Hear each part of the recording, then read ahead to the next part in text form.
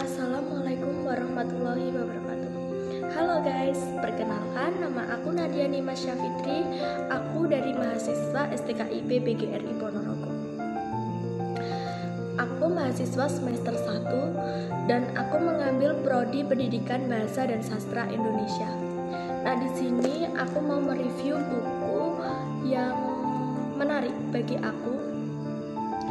Ini adalah buku novel yang pertama kali aku baca dan aku selesaikan membacanya. Padahal ini tebel ya guys. Kalian mau tahu buku yang aku review dan aku suka ini? Dan kalian penasaran? Tonton terus videonya ya, jangan sampai kelewatan. Nah, buku yang akan aku review ini adalah buku novel yang berjudul Cantik Versi Gue, karya Lisna Anwar yang diterbitkan oleh AE Publishing pada tahun 2020. Buku ini memiliki nomor ISBN 9786237735991. Kalian bisa lihat sendiri ya guys.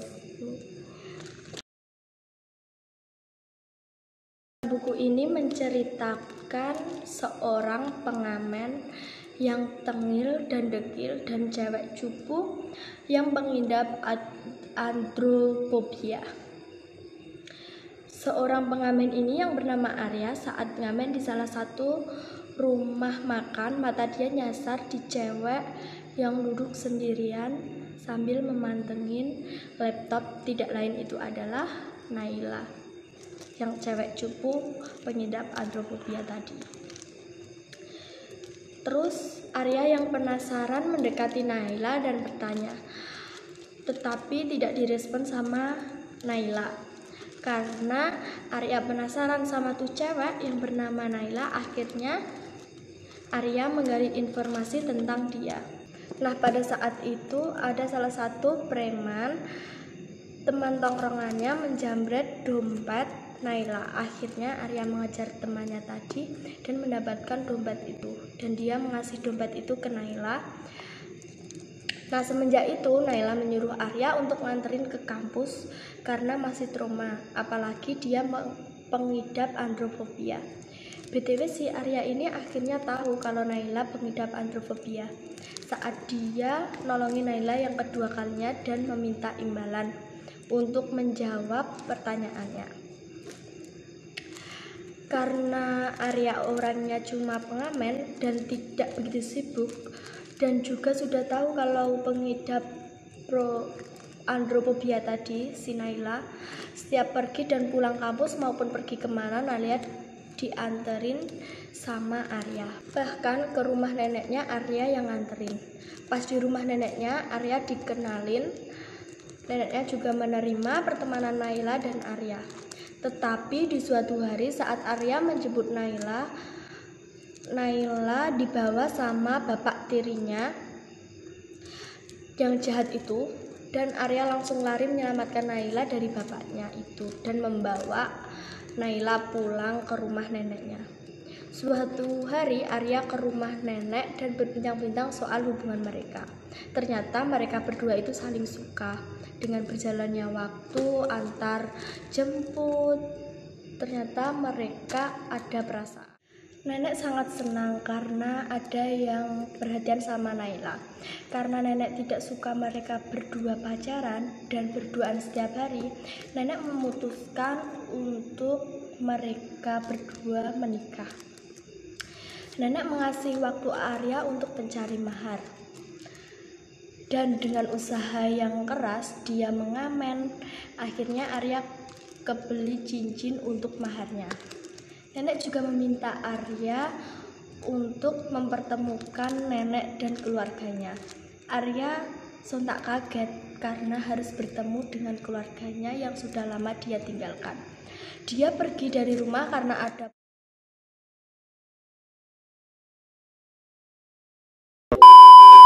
Sesampai di rumah, dia meminta maaf kepada ibunya dan bapaknya yang dulu sering memaki-maki Arya. Kini sudah memaafkan dan bapaknya sekarang terbaring sakit. Memang semenjak Arya bertemu dengan Naila, dia sudah banyak perubahan lebih baik dan berdamai dengan masa lalunya. Dan akhirnya sudah berkumpul dan merestui hubungan Arya dan Naila serta memutuskan tanggal dan tempat resepsinya. Dan setelah beberapa hari dipersiapkan, mereka menikah dan hidup berdua. Tetapi Naila meskipun menikah tetap kuliah. Dan untuk akhir ceritanya, Naila hamil. Nah, ini adalah buku yang aku baca pertama kali sampai selesai dalam waktu 3 atau 4 hari, aku lupa. Ini sebenarnya udah aku baca sejak dulu. Hanya Arya yang masa lalunya dulu kelam dan banyak masalah, sekarang menjadi pribadi yang lebih baik dan berdamai dengan masa lalunya. Begitu juga dengan Naila yang dulunya pengidap androfobia dan bertemu dengan si Arya, akhirnya traumanya terobati dan menjadi pemberani. Nah, untuk cover sendiri di sini sesuai dengan ceritanya. Ini ada seseorang yang memegang gitar dan sesuai dengan si Arya, seorang pengamen, dan aku suka dengan covernya karena simple dan elegan, tidak meriah juga, jadi enak dipandang untuk covernya. Untuk buku ini sendiri dari segi warna, dari covernya enak dipandang karena warna tidak terlalu terang dan tulisan serta gambarnya sesuai dengan background warna ini. Di dalam buku ini terdapat 241 halaman, yang halaman akhirnya menceritakan kisah seorang penulis. Tidak hanya itu yang bikin ketertarikan saya, alur ceritanya runtut yang bikin saya semakin gemas dari cerita ini adalah candaan dari tokoh-tokoh sehingga pembaca tertawa saat membaca. Ceritanya juga menarik karena berkaitan dengan anak muda dan banyak resolusi diri sehingga ada pelajaran yang dapat diambil dari tokoh cerita tersebut.